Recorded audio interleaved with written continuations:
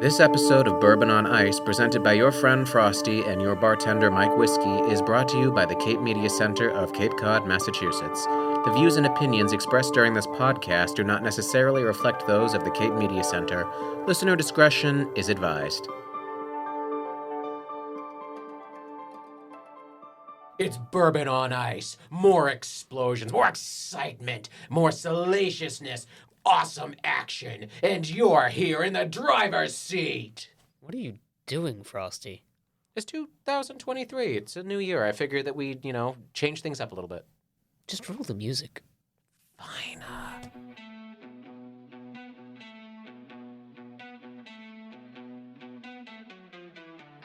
Welcome, listeners, to Bourbon on Ice, Where we talk about everything nerdy, like gentlemen. Join us every week for our local Cape Cod take on, well, everything. Laugh, cry, be confused, and laugh some more. I'm your friend Frosty. And I'm your bartender, Mike Whiskey. Stay tuned. You think they'll like the episode? Oh, they'll definitely love it. What is that? That is terrible. How could you bring that into our presence? It's popcorn. There's no butter. There's no salt. It tastes like sadness. It tastes like popcorn. It's delicious. No, it does not. You and I have to have a discussion after this episode about the concept of delicious. Speaking of which, hi everyone. Welcome to a very upset episode of Bourbon on Ice. I am your friend Frosty. And I'm your bartender, Mike Whiskey. Are you upset about the popcorn? I am that upset about the popcorn. Oh, wow. I thought it was our topic today. No, but that's got me upset and on edge too, very much so. But I will point out that, this is where we talk about all things nerdy, like gentlemen, which I maintain he is not because of that. Oh, you're supposed to bring something with sustenance. This is good, and it's perfect for people who are diabetic and on diets Oh yeah, like us. popcorn is like diabetic gold, right up there with dark chocolate, which is not gold. You should have one lick of it a year. But you don't need all the nasty butter and salt. There's nothing nasty about butter. Butter is there's wholesome and wonderful. But when you butter the popcorn, it's not quite as good as real butter. You mean you don't melt your own butter over the popcorn? Well, I normally do, but if you get it out of the bag, then it's sort of Anyways, what's our topic today, Frosty? Our topic is something very, very sad. Very near and dear to our hearts? Something controversial, even. Oh, no. Something that is basically upsetting the entire world right now as we speak, turning society on its ear. You think I'm actually making this up, but I'm really not. I'm not even being hyperbolic here. People... It's funny because it's actually somewhat true. After 25 years, Ash Ketchum is leaving Pokémon. Which makes this the Cape Cod Nerd Word. Our first one of the year. I'm glad you could all be here for this. Just, a really sad topic, though. I don't know. It could be a happy topic. Ash is leaving. Yeah. This is not... And it's happening right now. Yeah. Okay. So, in 1997, the first episode of Pokémon aired on April 1st on TV Tokyo. It then happened to make its way everywhere. April Fools. Oh my gosh, you're right. They could have let that go as a massive, elaborate joke. But they didn't, and then instead they gave birth to a freaking empire that spans the globe. Again, I say April Fools, mofo. The series of Pokémon focused on a young boy named Ash Ketchum in a place called Kanto in a town called Pallet Town. The whole point of the show was that he, as a 10-year-old child, and perpetually apparently, left his hometown with a lightning rat called Pikachu to go forth into the wilderness, attack savagely other wild animals, capture them, and to attack other people's pets. You tell me I'm wrong. No. And that's the gist. Yeah. But it was They all travel done... across the land, searching far and wide for these Pokemon to understand the power that's inside. I'm not actually going to vomit. It's making me tear up because sadness. 25 years of Ash Ketchum traveling across the land. Don't you dare. Traveling around. Actually, I was going to point out that in the original Japanese lyrics of the theme song, it even points out, under that girl's skirt. You're kidding me. No. How did I not know this? I always wondered about that. Like, where's that random woman there? Like, why is Pikachu running under this random girl's skirt? The lyrics of the song actually say under that girl's or I have through been that wondering girl's about skirt. that for 25 years. Thank you. Okay, well, Ash Ketchum, 10-year-old that he was, traveled around the world with Pikachu, catching Pokemon, battling them, encountering new ones, meeting gods, demons, traveling to brand new continents. Years would come and go, and they would introduce new continents for him to visit, new gym leaders, new Pokemon to catch. He went through movies. He went through different companions. He had a freaking harem of women following him everywhere. We know that Dawn. Ash got busy. May, Serena, Misty. Wasn't there a June in there? No, June. There was the blonde, the other blonde, the girl with the dark hair, the other one with the dark hair, then there was the other one and the other one and the other one. Yeah, he had a freaking harem of women. Yeah. And then he settled in Hawaii for a while, and there was a whole bunch of native women there who were at his beck and call.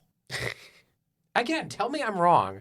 But through all Why do you, of all people, sound bitter about this? Because I'm bitter. Because this is the sign that my childhood is ending. I was a child in middle school when Pokemon first came out, the game, the show, and Ash Ketchum has been there for 25 years of my life, whether I observed him or not. It's like I stopped watching for a very long time. They started getting into stuff I didn't know, and blunt and simple, I was always aware of him, the young child, battling the forces of evil, criminal organizations, the actual freaking devil. He did meet the devil, right? I don't know. It's very probable that he did. And then, in December of 2022, it was announced at long last that Ash and Pikachu Are retiring. they're leaving the series. And they're taking everyone with them. Like everyone. The parents, the past companions, Team Rocket. Mm-hmm. Those are the deranged adults who have nothing better to do, wearing tall leather boots and crazy hairstyles and gloves and follow him around like sadistic creep show kidnappers. When you step back and think about it, it is kind of odd. Yeah. Also, James wore more dresses than Bugs Bunny. Yeah. Yeah. They're all There was the leaving. one episode that was banned where he had boobs. I remember that one. They inflated. Yeah. He did it next to Misty. She cried.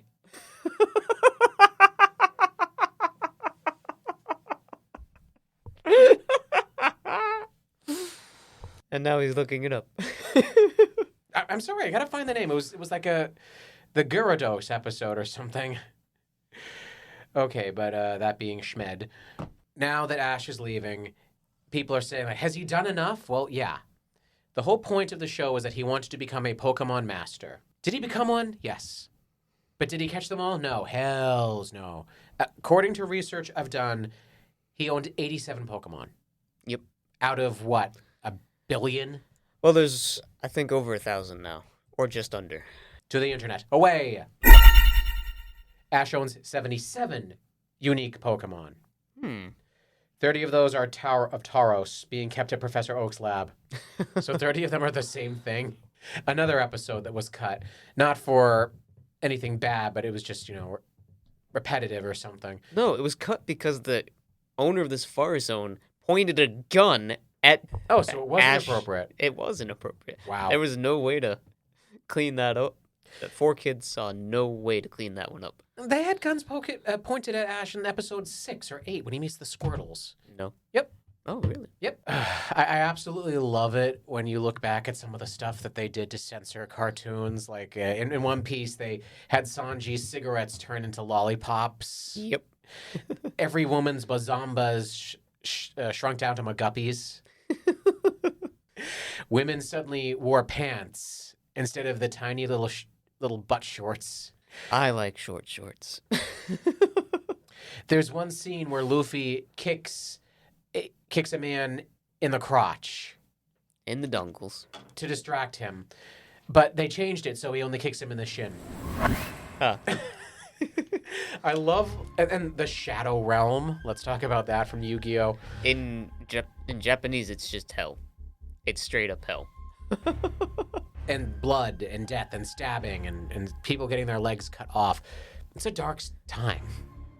Okay, now you would think this would be, just kind of ridiculous, trivial, no one cares, but I'm not gonna lie about this. I've been looking online, and there's been an outpouring of outrage, fury, just, we will boycott the series. We will never play it again. No, you won't. You're going to keep playing. They've hooked you this long. They've hooked you for 25 years. You'll keep going. Yep. And you'll pass it on to your children. Yep. And their children's children. Oh, wait, I forget. We're all nerds. We don't have children. I'm hoping to have children. I'm lying. Nerds are cool now. They are. Yes. Which is a great shame. What do you think it's like being gay? Like, everyone used to fear us, and now we're trendy. Yeah. Like, ugh. Now everyone wants to know things about us. Whiskey? Yes. Thoughts? I try not to have any. They get me in trouble. About the topic. Oh, okay. You crouton. Oh, now I'm thinking about croutons. Anyways, my thoughts are this is actually a neat opportunity.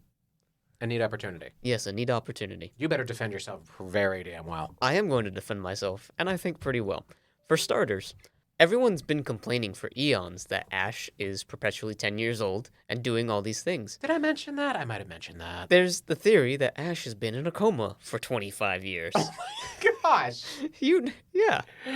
That's And all of freaking his wrong. adventures are just his coma-induced delusions.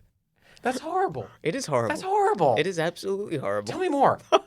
That's basically the gist of the theory. Oh my gosh. No, I think this is a perfect opportunity, and there's actually a theory going on around the interwebs as well that the new face of the Pokémon anime series is Ash's daughter. No. Yeah, it's the theory that's making the round because her hairpin is the exact same shape and logo as the original green thing in Ash's hat. So this could be the future. This could be the future, and we could be seeing Ash as a great father. And wouldn't that be cool?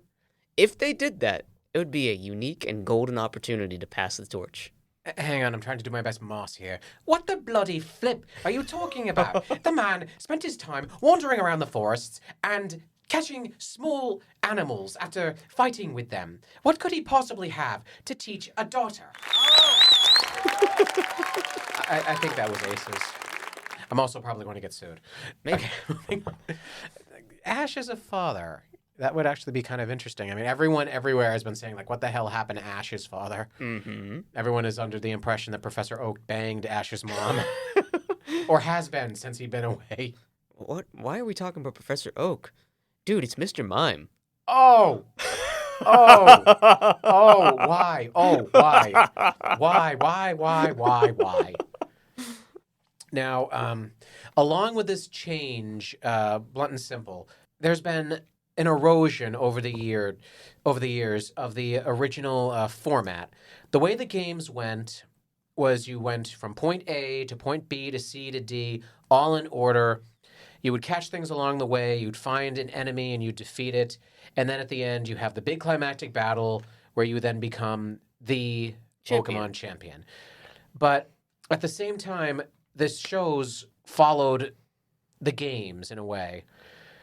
Not really. When a new generation came out, a new game would come out, or vice versa, actually. And those would be the episodes. You would follow along and say, oh, this is the order he did it, so this is the order you should do it. But as time went on, that mechanic was abandoned. The graphics became better. They went back and re-released old games with new mechanics in them. They started saying you no longer need to actually hit everything in order. There's now multiple things you can do. Now things happen at your rate.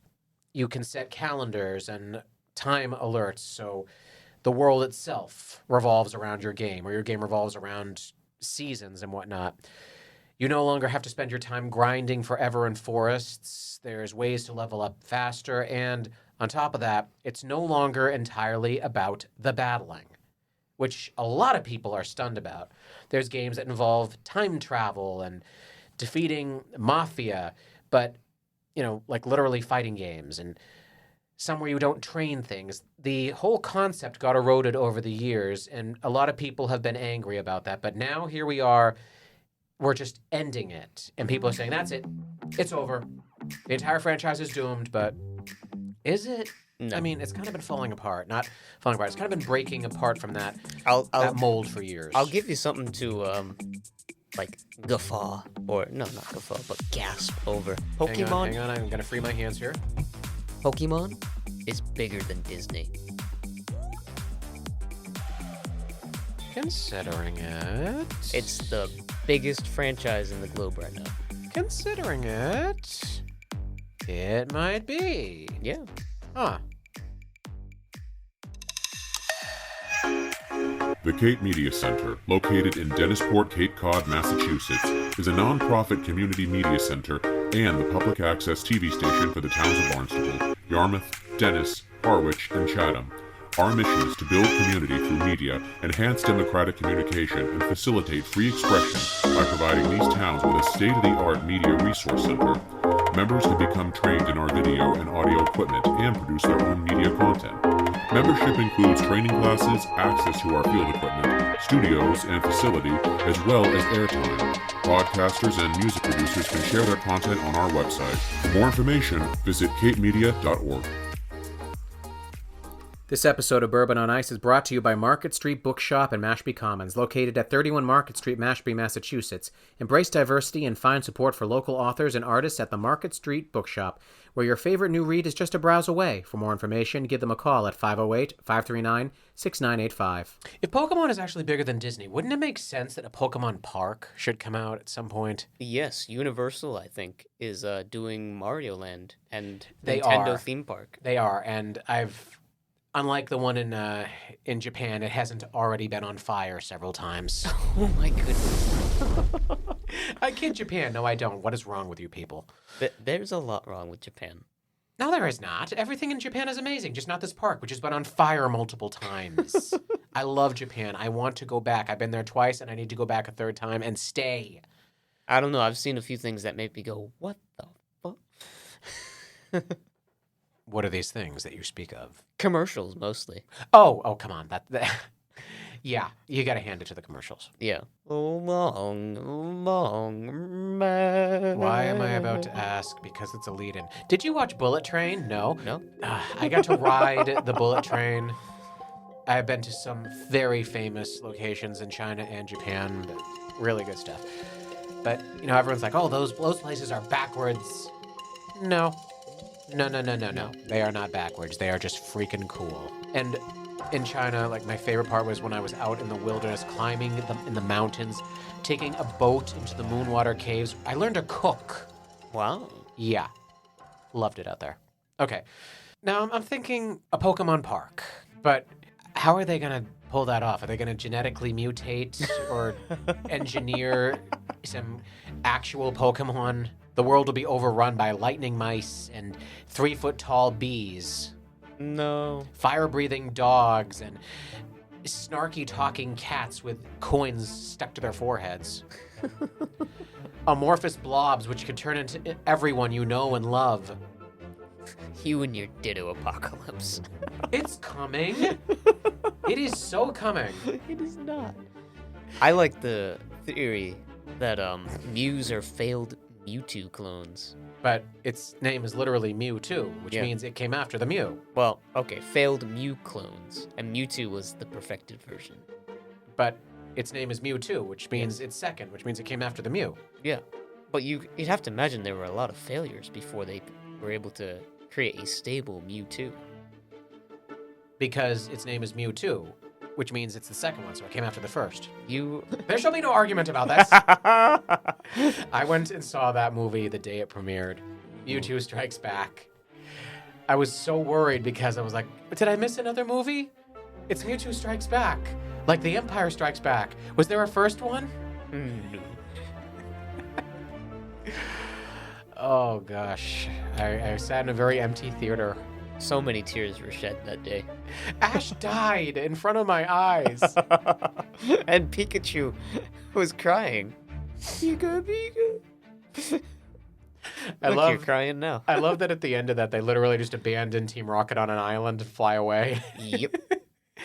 I went to a 90s parties several years ago. Everyone was dressed as stuff. I was dressed as Neo because I have a shocking amount of black. And trench coats. Yeah.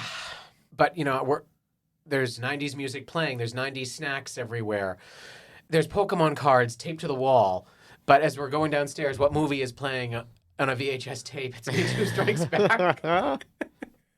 What else would you play during a 90s party? Dude, where's my car? No, wait, is that post-2000? I don't know. It's bad.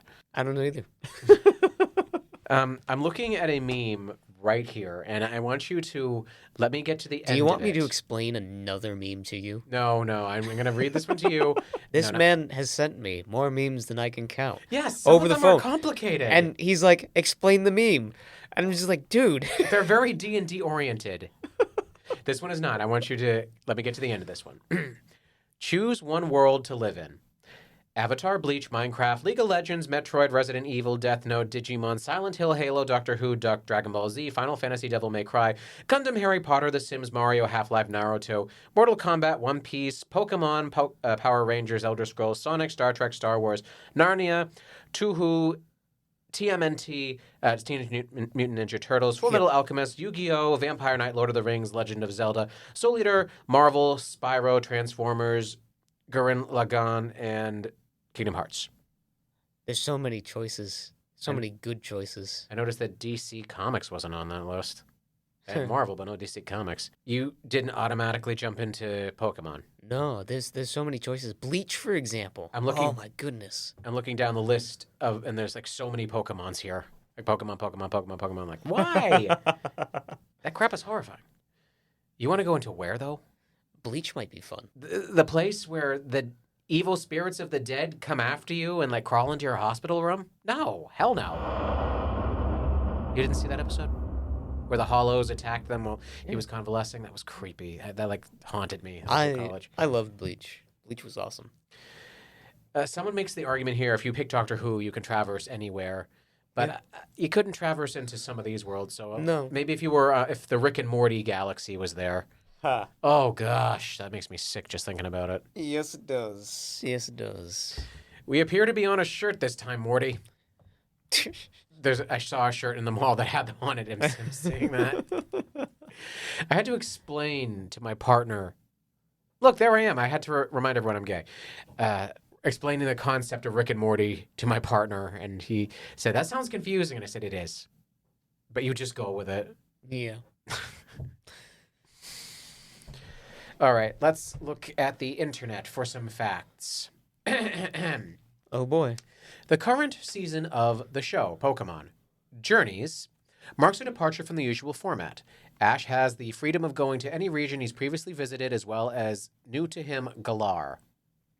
As a research fellow, which is funny to think about considering the character's established penchant for simplicity, he hops on planes and trains to solve whatever Poke phenomenon is happening alongside Go, his companion for the arc. Ash returns to Diamond and Pearl's Sinnoh, Sun and Moon's Alola, Ruby and Sapphire's Hoenn, and more to rebattle old friends and make new ones.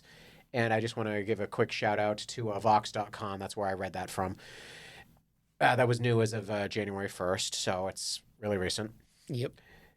People are wondering, like, what's going to happen? Is this going to end with horrifying, sad, poignant deaths, terrifying goodbyes?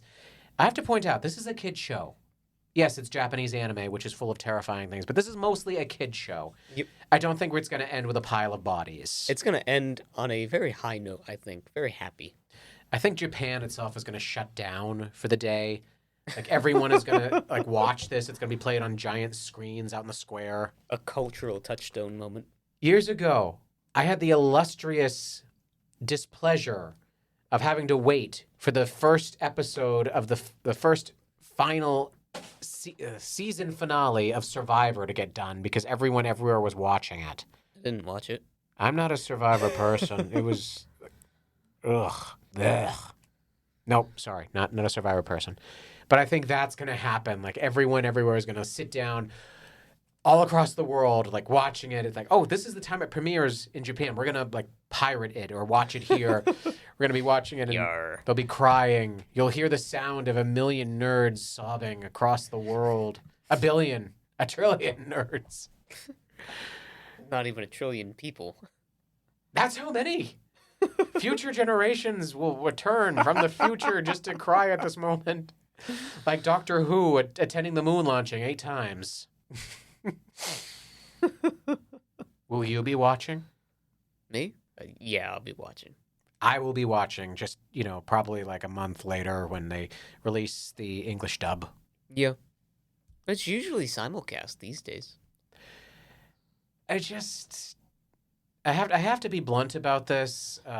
It doesn't matter if I watch it or not. I'll know everything that happens because the internet is full of freaking jerks who spoil everything. Spoilers everywhere. You've seen the meme with Buzz Lightyear doing this. Like, I love that one. I also like the one where Buzz's head is like extended like a pole. Yes, the floor is made out of floor. That's just wrong. When to the internet, away. You haven't gone anywhere. I'm checking, and it says the final episode. When will it air? The final well, not the final episode, but when will Ash's final episode? There it is. March 24th should be the release of the specials finale, which paves the way for spring season 2023 to unleash Pokemon's new anime. So on March 24th, everything ends. Bum bum bum. It'll be sad. It's happening right now, and I haven't caught up on any of it. I think it will be bittersweet. I hope he doesn't let Pikachu go again. That nearly killed me the first time. It was like season 1, and he tries to release Pikachu. That's how I knew I was invested. That's when I was a child. That's how I knew I was invested in this show. Memories of bittersweetness. You're thinking about it now, aren't you? Yep. I'm also going to point out this one fact, people. There has been an image that's been circulating the internet like wildfire. No, wildfire doesn't circulate. It just burns everything in its path. Circulates like the common cold. There we go. Yeah. That's terrible, but there it goes. A cat video? That's even better. Have you seen the one with the cat on the keyboard? Dude, that's an old one, man. I was watching the Puppy Bowl, and they had keyboard cat guest star. Oh, that's awesome. Yes, people, I watched the Puppy Bowl because puppies. Aww. It's adorable. Aww. It's so cute. Aww. It really is. And how do you not love... Okay, moving on. It's the image of Ash finally reuniting with Butterfree. Ooh. The Butterfree he let go all those years ago, and people are like losing their effing S over this. They're losing their GD effing S over this total S. I like this. This is kind of funny. I like talking like that. Like, oh my gosh, he's finally going to see it again. He's going back for it. What does this mean? And like, it means that the show is ending, and they're pulling at our heartstrings. Yep. Or his Pidgeotto. Is he going to find his Primeape again? Yeah. With that bee drill he caught in that one episode? All of us still waiting. I used to think that Futurama would never give me closure, and it did. Every single time the series ended, because they didn't know whether or not the series would be renewed. So they wrote a series finale, which was heart-punching, gut-wrenching. Now it no longer matters. I've completely moved on from the series. It's like I'm completely desensitized. It's fun to go back to and watch episodes, but that's about it. Yeah. I haven't watched the new stuff. Has that come out yet? I don't know. I heard they got... It was picked up by Hulu, but I don't know if it ever came out. Oh. I heard they got all the original voice actors back now, too. They caved and got, Joe DiMaggio. Joe DiMaggio, thank you. No, according to the internet, it's going to premiere this year. Oh, rock on. But it hasn't announced a definitive date, and it's for Hulu. I may have to sneak over to someone's house that I actually like and, knock them out, put them in a closet, and binge watch the entire season and then leave. Like a good friend. Miggs has a Hulu account. So, he sleeps on the second floor? Soon to be the basement. Even better. Even easier.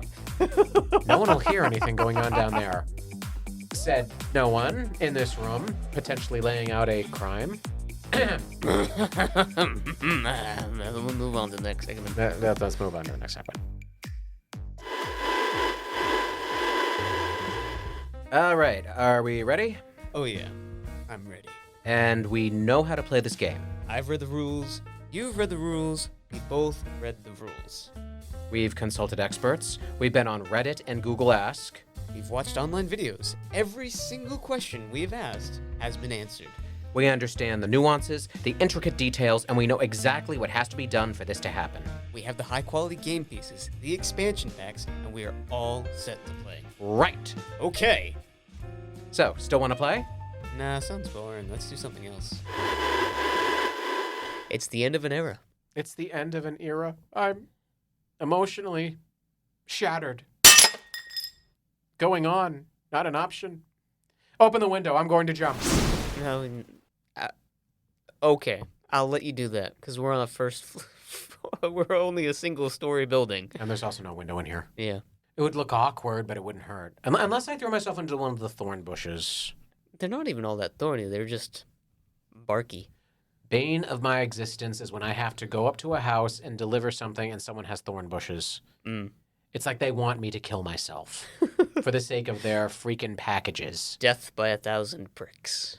I heard that recently in a book or something. Death by 1,000 cuts. I was thinking, like, that would be a really great way to die. It would take a slow way. But then I started listening to this audiobook, and then you die. What would really happen if you went over the Niagara Falls in a barrel, got shot out of a cannon, or I forget the exact title, but they talk about what would happen if you got stung to death. And this one poor man was stung over 1,000 times. Oh my goodness. Like a cloud of bees that literally followed him to water. He dove under, and they were so thick that when he came up, they kept stinging him. And he had to take a gulp of air, and he would swallow the bees. Oh, no. Man. But literally by the time the bees gave up and decided he'd been punished enough, he was black. Wow. Because there were so many stingers in him and inside him. And he lived. He lived? Holy crap. Like, at that point, it's like, come on, God, just call the guy home. I know, right? That's enough. Yeah. The end of an era. We will be very sad when this happens. It's unlike the end of Internet Explorer, we'll actually be sad about this one.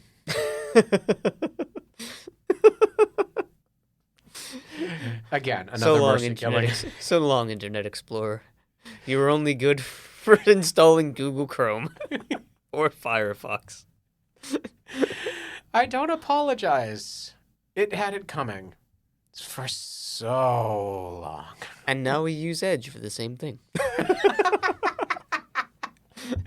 Robert is actually, I just got him a record player. Yep. I got him a record player. I could have gotten him for Christmas. Could have gotten him a nice subscription to iTunes or something like that. But no, I got him something potentially older and slower. Nice. Record players are the Internet Explorer of music streaming services, but they're so much more loved. Yeah, I was going to say, don't be mean to the record players. Oh my gosh, no, you've seen my vinyl collection. It's huge, and it's getting bigger. Oh, yeah. I didn't get the vinyl records I wanted for Christmas, though. I really need to save up for them. After the PS5. All right. We salute you, Pokemon. Goodbye, Ash. Goodbye, Pikachu. And Misty, and Brock, and Serena, and Tracy. Tracy, and Professor Oak, and Mr. Mime, and Ash's mom, and Entei, and Caterpie. And May, and Dawn. And Max, and Blaziken. And Meganium, and Charizard. I could go on for a while. This is a very long list. We should probably just stop right now. Yes, we should. Thank you, everyone, for listening. I am your friend Frosty. And I'm your bartender, Mike Whiskey. And as always, have a cold one on us. And Kakuna, and Weedle, and Jesse, and James, and Giovanni. Okay, dude, let's just play the Poke Rap. We don't have rights to that. No. I'll keep going. And Magneton, and Mewtwo, and Mew. Good night, everyone. This podcast was recorded at and produced by Cape Media Center on Cape Cod, Massachusetts by podcasting duo Mike Whiskey and your friend Frosty. All music and sound credits go to soundstripe.com.